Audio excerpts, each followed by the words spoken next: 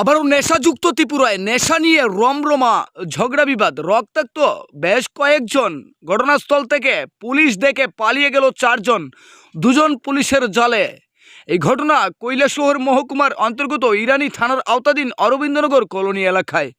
Arabindanagar colony এলাকায় বেশ কিছুদিন যাবৎ জমজমাট নেশার বাণিজ্য অনবরত চলছে, যা অবগত আছেন স্থানীয় এলাকাবাসী সহ কৈলাসহর এবং ইরানি থানার পুলিশ।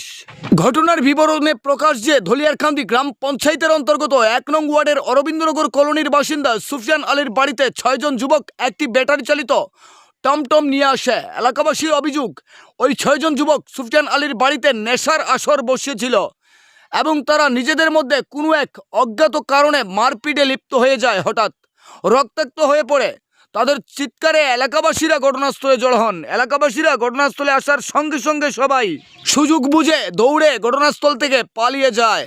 4 জন যুবক পালিয়ে যেতে সক্ষম হলেও 2 জন যুবক এবং গাড়িসহ ড্রাইভারকে আটক করেন স্থানীয়রা। ঘটনাস্থলে পৌঁছান ইরানি থানার পুলিশ বাবুরা। 2 জনকে জালে তুলেন পুলিশ এবং ব্যাটারি চালিত টমটমটিও আটক করেন।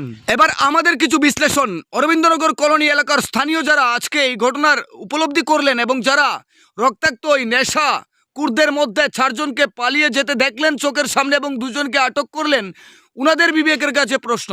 আপনারা তো দীর্ঘদিন ধরে এই এলাকায় বসবাস করেন, আপনারা তো জানেন আপনাদের এলাকায় কিভাবে রমরমান নেশার বাণিজ্য চালাচ্ছেন একটা গোষ্ঠী। তাহলে কেন এতদিন ধরে আপনারা তার প্রতিবাদ করলেন না? আজকে নেশাকুরদের মধ্যে মারপিট হওয়ায় আপনারা এসে গুলাজলে মাছ ধরে নিজেকে সাধু বানানোর চেষ্টা করছেন এবং নেশা বন্ধ হওয়ার আবদার করছেন। বাহ, কি আশ্চর্য ব্যাপার!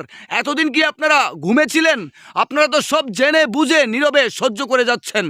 দেশের সেই বীর সৈনিক নেতাজি সুভাষচন্দ্র বসু বলেছিলেন, যারা অন্যায় কাজ করে তাদের দেখলে ঘৃণা হয় না, কিন্তু অন্যায় দেখে যারা মুখ বুজে সহ্য করে তাদেরকে দেখলে ঘৃণা হয়। তাহলে এই শব্দটা কি এলাকাবাসীর ক্ষেত্রে ব্যবহার করা যায় না?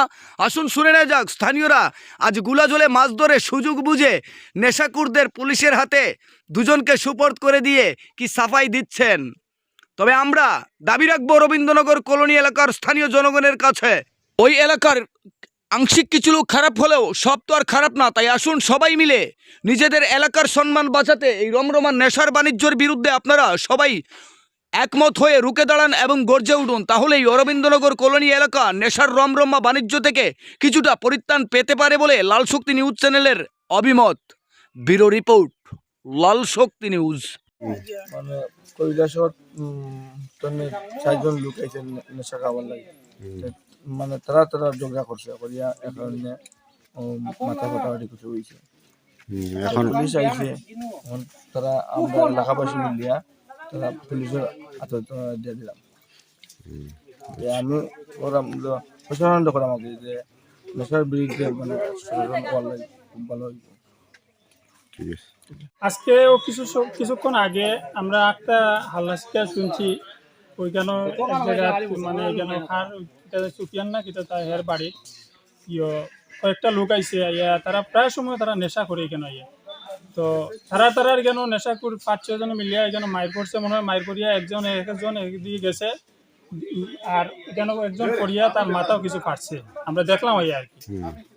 তো আমরা প্রশাসনের কাছে এবং আমরা ত্রিপুরা রাজ্যের মুখ্যমন্ত্রী যে উদ্যোগ নিয়েছেন যে নেশা বিরোধী অভিযান সারা ত্রিপুরা রাজ্যে নেশা মুক্ত করার লাগে যে প্রচেষ্টা চলে, আমরা প্রশাসনের কাছে আবদার করবো যে আমরা টুলাবান আসেন, আমরা এলাকার ছোট ছোট বাচ্চা আছেন, এরা দেখিয়া নষ্ট হইব, আইনি একটা ব্যবস্থা গ্রহণ করার লাগে।